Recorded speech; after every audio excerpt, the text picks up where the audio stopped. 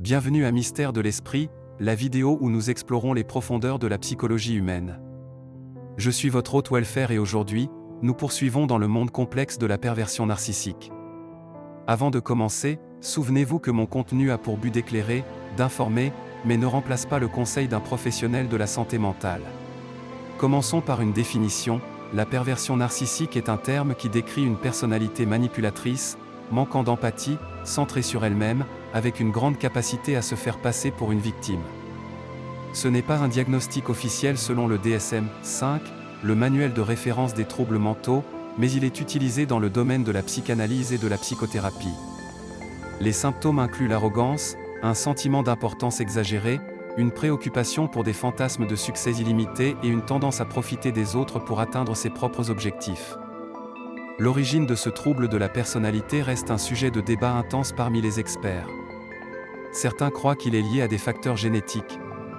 Une étude de 2000 dans le Journal of Personality Disorders, par exemple, a suggéré que le narcissisme pourrait avoir une composante héréditaire. Cependant, l'environnement joue un rôle crucial. L'éducation parentale est souvent mise en cause.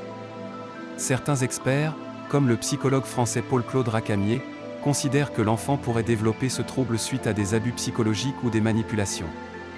Par ailleurs, des expériences traumatisantes dans l'enfance, comme le fait d'être négligé, maltraité ou excessivement choyé, peuvent également contribuer au développement de ce trouble.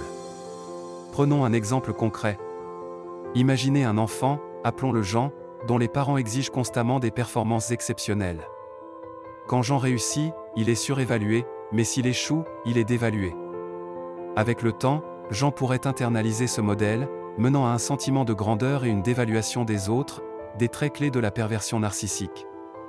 Pour conclure, la perversion narcissique est un trouble complexe, influencé par une variété de facteurs génétiques et environnementaux.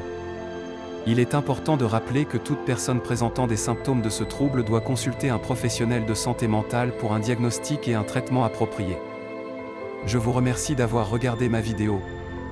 Rejoignez-moi la prochaine fois, lorsque j'explorerai un autre mystère de l'esprit.